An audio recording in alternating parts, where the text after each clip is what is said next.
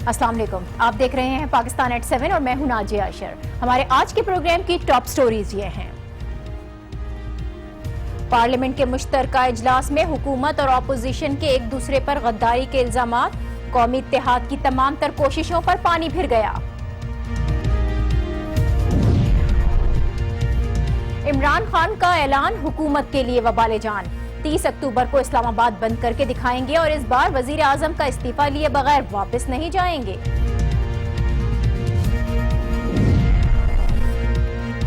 और मजहर हुसैन की जिंदगी के 19 कीमती साल बर्बाद कर दिए गए। बेगुनाह मजहर तो बाहर आ गया, लेकिन अदालती निजाम कटहरे में।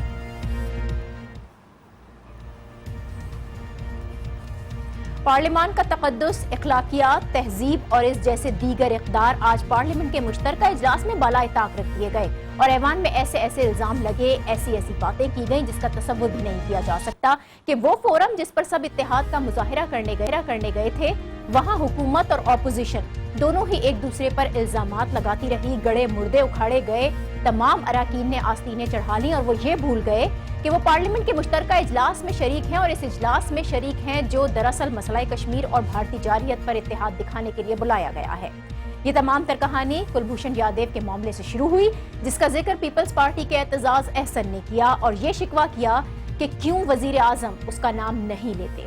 इस पर मुशाहिदुल्लाह खान खड़े हुए और कश्मीर से बात शुरू की और बिलावल के बयान से होते हुए एतजाज अहसन तक ले गए। उन्होंने खालिस्तान तहरीक का जिक्र छेड़ा और ये दावा किया कि 2018 तो क्या 2028 तक भी पीपी की हुकूमत नहीं आनी। इस पर ऑपोजिशन का सख्त रिएक्शन हमने देखा। मोदी का जो यार है गद्दार है के नारे लगाए गए, जिससे ऐवान गूंजता रहा और ऐवान का तकद्दुस, सियासी क़यादत का इत्तेहाद, सब कुछ खाक में मिल गया। इन तमाम मनाजिर की चंद एक झलकियां आपको भी दिखाते हैं।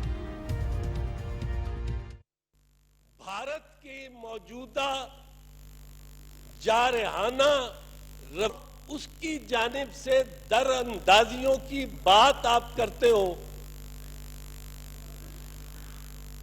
और कुलभूषण यादव का नाम न लें।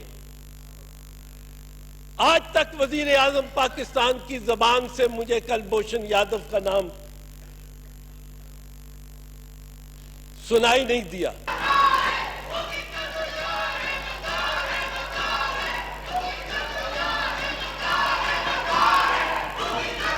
Order in the house, order in the house. हमने ये भी देखा, नो क्रॉस टॉक। हमने जनाबे वाला ये भी देखा कि एक शख्स सिखों की लिस्टें जाकर दे के आया। उनके इंटेलिजेंस चीफ को सिखों की लिस्टें फराहम की गई और राजीव गांधी ने आके मोहतरमा बेनजीर भुट्टो का शुक्रिया अदा किया। ये डॉक्यूमेंटेड बात, ये कोई हवाई बात नहीं है, ये तारीख की बात है। ये मनाजिर, ये जुमले हमारे सियासी इत्तेहाद का असल चेहरा दिखा रहे हैं, बता रहे हैं कि असल हकीकत यही है जो आज हुआ। बहुत अफसोसनाक था। हुकूमत और अपोजिशन के इस रवैये ने पिछले 3-4 दिन से जारी तमाम तर कोशिशों पर पानी फेर दिया है। कौम ने ये सब देखा सो देखा, दुनिया को इससे क्या पैगाम गया होगा। भारतीय मीडिया जो पहले ही पीटीआई के बॉयकॉट को बुनियाद बनाकर सियासी क़यादत में इख्तिलाफात के दावे कर रहा था, आज हमारे सियासतदानों ने खुद इन दावों की तस्दीक की है। ऐसे में सवाल ये पैदा होता है कि अगर नवाज लीग वाले मोदी के यार और गद्दार हैं, पीपल्स पार्टी वाले खालिस्तान तहरीक के गद्दार हैं, एमक्यूएम पर पहले ही रॉ से ताल्लुकात के इल्जामात हैं, तो इस मुल्क में आखिर वफादार कौन है? हमारे सियासतदान एक दूसरे पर कीचड़ उछालने से पहले अपने गिरेबान में क्यों नहीं झांकते? क्या वाकई हमारे सियासतदान किसी मामले पर भी एक नहीं हो सकते? क्या चंद दिन के लिए सही सियासी मफाद पर कौमी इत्तेहाद को तरजीह नहीं दी जा सकती? और क्या यही जमहूरियत है? क्या यही है जमहूरियत का हुस्न? और क्या यही है जमहूरियत की कदरें और जमहूरी रवैये?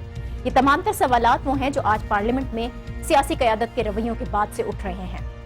ऐसे हालात में उठ रहे हैं कि जब इमरान खान 30 अक्टूबर इस्लामाबाद बंद करने जा रहे हैं, धरना देने जा रहे हैं और वो बज़िद हैं कि इस बार वजीर आजम का इस्तीफा लेकर ही वापस जाएंगे। हुकूमत जो कि बैरूनी और अंदरूनी दोनों ही महाजों पर हमें मुश्किलात का शिकार नजर आ रही है।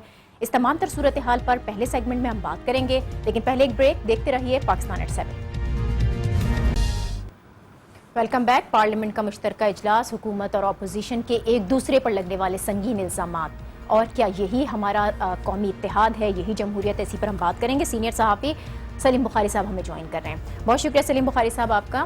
پارلیمنٹ کا مشترکہ اجلاس کشمیر کی صورتحال پر تھا, بھارت سے جو کشیدگی ہے اس پر تھا, لیکن آج جو کچھ ایوان میں ہوا ہے, پچھلے 3-4 دن کی جو کوششیں تھیں کہ سیاسی قیادت ایک جگہ ہو جائے, اکٹھا ہو جائے, ان تمام کوششوں پر پانی پھیر دیا گیا. اتنا شور شرابہ, ایک دوسرے پر الزامات, کیا یہی ہے ہمارا قومی اتحاد, یہی ہے جمہوریت جو ہم دنیا کو دکھانے والے تھے؟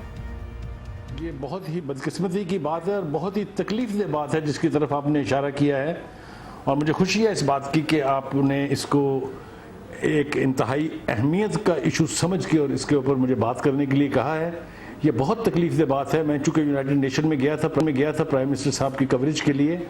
میں 9 دن رہا نیو یارک میں, اور ہم نے وہاں جو کچھ دیکھا, جو امپیکٹ بنا تھا اس تقریر کا, جو انپریسیڈنٹڈ سپیچ تھی, کبھی کسی نے اس سے پہلے اس حد تک فوکس نہیں کیا تھا. 80% تقریر جو ہے وہ ساری فوکس تھی کشمیر پر. وہ جو کچھ وہاں تھوڑا بہت گین ہوا تھا, پاکستان کی پوزیشن کچھ تھوڑی سی واضح ہوئی تھی. خیال یہ تھا کہ ملک میں یعنی اندرونی طور پر اس ایشو کو لے کے کشمیر کے ہندوستان کے مقابلے میں ساری قوم جو ہے وہ ایک آواز سے بولے گی, ایک آواز جائے گی, پوری دنیا کو سنائی دے گی کہ کشمیر کی آزادی, کشمیر کے حق خود ارادیت تک پاکستان جو ہے وہ باؤنڈ ہے کہ ان کی اخلاقی اور سفارتی سطح کے اوپر پوری مدد کرے. اس آواز کا ہمیں یہ توقع تھی کہ ایوان سے بھی جو آواز نکلے گی وہ بھی اسی طرح کی ہوگی. تو پہلا سیٹ بیک تو یہ ہوا کہ عمران خان صاحب نے کہا کہ جناب میں تو اس اجلاس میں جاؤں گا ہی نہیں. لہٰذا وہ نہ جا کے انہوں نے اپنا جتنا نقصان کیا ہے اس کو تو آپ چھوڑ دیجئے, وہ تو ایک طرف ہے, لیکن جو کشمیریوں کی کاز کو جو ذوق پہنچا ہے پورے ہندوستان کے میڈیا پر ان کے اس اجلاس کا بائیکاٹ کرنے کے متعلق پروپیگنڈا ہو رہا ہے, اور کہا جا رہا ہے وہاں کے کشمیر کو لے کے جو مدعا پاکستان اختیار کرتا ہے اس کے اوپر تو ان کی سب سے بڑی سیاسی جماعت جو ہے اس نے ہی اس سیشن میں جانے سے انکار کر دیا ہے. تو میرے خیال سے عمران خان صاحب جب یہ فیصلہ کر رہے تھے, جو کنسلٹیشن سے فیصلہ نہیں ہوا, قطر مشاورت سے نہیں ہوا, یہ بالکل بے معنی بات ہے. ان کی پارٹی کے لوگوں کو دفاع کرنا پڑتا ہے ان کا. انہوں نے ومز کے اوپر آ کے یہ فیصلہ کیا کہ ہم اس اجلاس میں نہیں جائیں گے. ٹھیک ہے, عمران خان کو ایک طرف رکھتے ہوئے ابھی اگر ہم صرف الزامات کو دیکھیں, جس قسم کے سنگین الزامات لگے ہیں سلیم بخاری صاحب, مشاہد اللہ خان نے پیپلز پارٹی کو خالصتان تحریک کا غدار قرار دیا, سکھوں کی لسٹیں بھارت کو دینے کی بھی بات کی تھی. پیپلز پارٹی کہتی ہے نواز لیگ کو کہ مودی کا یار ہے, غدار ہے, اس قسم کے نعرے لگتے ہیں. ایم کیو ایم پر پہلے ہی رو سے تعلق کے الزامات ہیں. اگر اس ملک میں سارے ہی غدار ہیں تو پھر ہم آخر وفادار کس کو سمجھے, کون ہے وفادار؟ دیکھیے یہ پھر آپ نے ایک بہت ہی اہم نقطہ جو ہے وہ اٹھا دیا ہے. دیکھیں ہمیں احتیاط کرنا چاہیے کہ ایک تو اس ایوان کو فوکس رکھنا چاہیے تھا کشمیر اور پاکستان اور بھارت کے تعلقات کی جو نوعیت ہے, جو خلاف ورزیاں سرحد کی کر رہا ہے بھارت, اور جو وہ سو کالڈ سرجیکل سٹرائک کا دعویٰ لے کے پوری دنیا میں لعنت برس رہی ہے, اس کے اوپر جھوٹ ان کا پکڑا گیا ہے. خود ان کا میڈیا, خود ان کے پارلیمنٹ, خود کانگریس جو ہے اس کے لیڈرشپ اس کو کویسچن کر رہے ہیں. ہم نے یہاں ایوان کے اندر اپنے پولیٹیکل پوائنٹ سکورنگ کے لیے کچھ کا کچھ بنا دیا. اور اگر آپ دیکھیں تو صرف پولیٹیکل سکورنگ ہی ہے جس کی طرف آپ اشارہ کر رہے ہیں. پارلیمنٹ کا یہ مشترکہ اجلاس کل سے ہی خانہ پوری قرار دیا اس کو جا رہا تھا, اور آج بھی اس کا عملی مظاہرہ دیکھا, ڈیسک خالی نظر آئی ہمیں, اور اب جو اس اجلاس کو بلانے کا اصل مقصد تھا وہ بھی فوت ہوتا ہوا نظر آ رہا ہے. ایسے میں کتنی اہمیت رہ گئی اب اس مشترکہ اجلاس کی؟ دیکھیے ہم نے اس کی اہمیت کو خود اپنے ہاتھوں اجاڑ دیا ہے. جیسا میں نے کہا کہ اگر یہ فوکسڈ رہتے تو ایک بہت بڑا میسج جاتا پوری دنیا کو بھی اور بھارت کو بھی کہ وہاں کی منتخب قیادت جو ہے اور جو الیکٹڈ قیادت ہے, چاہے اس کا تعلق اپوزیشن سے ہے چاہے رولنگ پارٹی سے ہے, وہ کشمیر کے حوالے سے ایک جگہ کھڑے ہوئے ہیں. تو جس طرح فوج کے حوالے سے کہا جا سکتا ہے, اگر فوج اور قوم ایک جگہ کھڑے ہونے کا میسج باہر بھیجتے تو میں آپ کو یقین دلاتا ہوں کہ بھارت کے لیے بہت مشکل صورتحال پیدا ہو سکتی تھی. لیکن وہ چونکہ اس کو پروپوگیٹ کر رہا ہے کہ دیکھیے جی تیسری بڑی سیاسی جماعت جو دوسری بڑی سیاسی جماعت ہونے کی دعوے دار ہے, وہ تو ایک ایسے اجلاس میں تشریف ہی نہیں لائی جناب جہاں جس کا مقصد کشمیریوں کے حق خود ارادیت کی بات کرنا تھا, یا جس کا مقصد بھارت کو معطوب کرنا تھا یا اس کو کنڈم کرنا تھا جس بارڈر کے اوپر کاروائیاں کر رہا ہے. جب یہ مقصد ہی فوت ہو گیا تو اجلاس بے معنی ہو گیا, اور اگر اجلاس بے معنی ہو گیا تو پوری پارلیمنٹ بے معنی ہونے کی بات میں کرنا تو نہیں چاہتا, لیکن میں کیا کروں اپنی اس لیڈرشپ کا جو ایک ایسے موقع کو اس پر فوکس رہنے کی بجائے अपनी पॉलिटिकल पॉइंट स्कोरिंग के लिए इस्तेमाल ठीक करेंगे है। तो फिर हमारी जो गत बन रही है दुनिया में वो आपके ठीक है, सामने। बहुत शुक्रिया। सलीम बुखारी साहब हमारे साथ थे और कह रहे थे कि इजलास का जो मकसद था वो पूरा होता हुआ नजर नहीं आ रहा। बहरहाल यहाँ पर ब्रेक का वक्त हो गया है, हम एक ब्रेक ले रहे हैं और इसके बाद बात होगी 19 साल जेल काटने के बाद बेगुनाह साबित होने वाले मजहर हुसैन के केस की। हमारे साथ रहिए।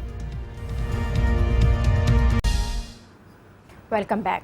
Justice delayed, justice denied. इंसाफ में ताख़ीर, इंसाफ में होने वाला तातुल इंसाफ का कत्ल होता है और पाकिस्तान में ये कत्ल 6 दहाइयों से हो रहा है और आज इसका अमली मुजाहिरा देखा गया मजहर हुसैन की सूरत में, जिसे कत्ल के इल्ज़ाम में लंबी कैद काटने के बाद आज रिहाई मिली है, इंसाफ मिला और उसे बेगुनाह करार दिया गया। लेकिन ये इंसाफ 19 साल बाद मिला है, उसकी ज़िंदगी के कीमती 19 साल बर्बाद होने के बाद मिलने वाला ये इंसाफ। मजहर हुसैन पर 1997 में कत्ल का मुकदमा दर्ज हुआ, उसकी गिरफ्तारी हुई, ट्रायल कोर्ट ने उसे मुजरिम करार दिया, जेल भेज दिया गया और वो सज़ा के खिलाफ हाई कोर्ट गया, लेकिन उसकी सज़ा बरकरार रखी गई और अब 19 साल बाद जेल की सलाखों के पीछे गुजारने के बाद सुप्रीम कोर्ट ने उसे बेगुनाह करार दे दिया है। इस केस में फैसला सुनाते हुए जस्टिस आसिफ खोसा ने ज़बरदस्त रिमार्क्स दिए और सवालात उठाए, तजावीज़ भी पेश की। जस्टिस आसिफ खोसा ने कहा कि फिल्मों में सुना था कि जज साहब मेरे 12 साल लौटा दें, मजहर हुसैन के 19 साल ज़ाया होने का जिम्मेदार कौन है?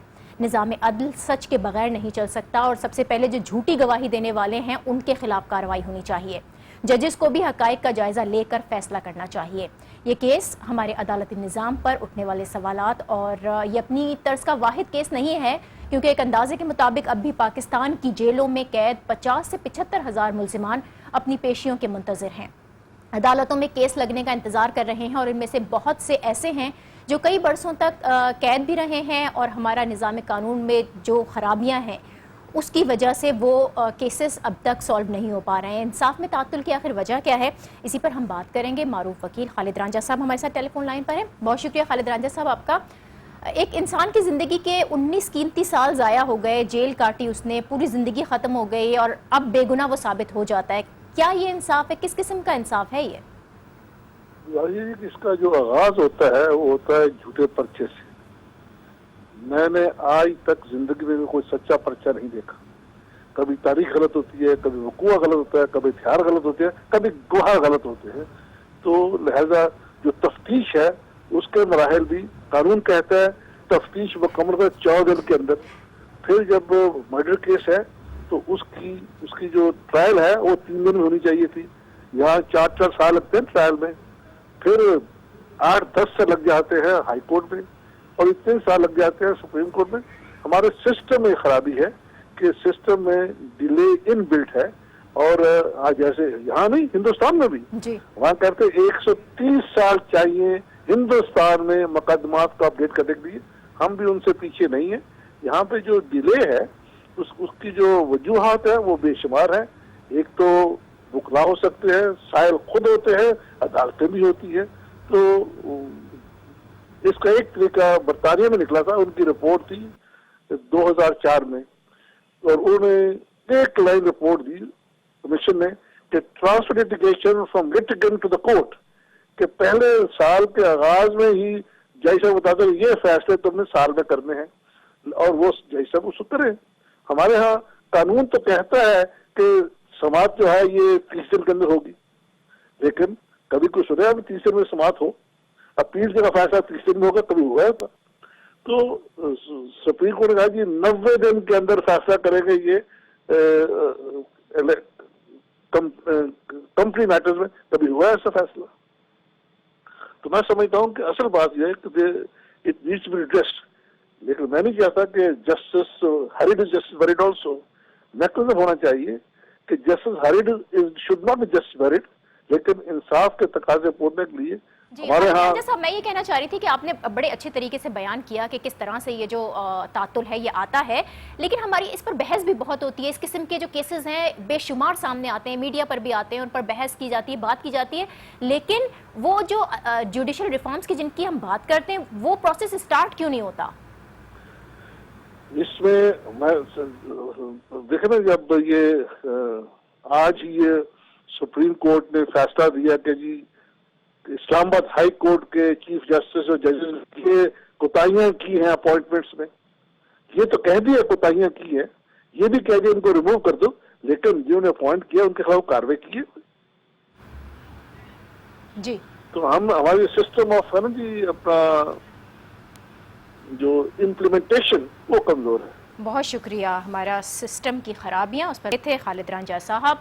मजहर हुसैन का जो केस है ये एक बहुत बड़ी मिसाल है। जुडिशल रिफॉर्म्स का तकाजा करता है ये केस। वो खामियां जो हमें इस नहज पर लेकर जा रही हैं, उन खामियों को दूर करना होगा और फौरी इंसाफ की राह में जो रुकावटें हैं उनको फौरी तौर पर दूर करना होगा। इसी के साथ आज के प्रोग्राम से मुझे दीजिए इजाजत। कल आपसे फिर मुलाकात होगी। अल्लाह हाफिज।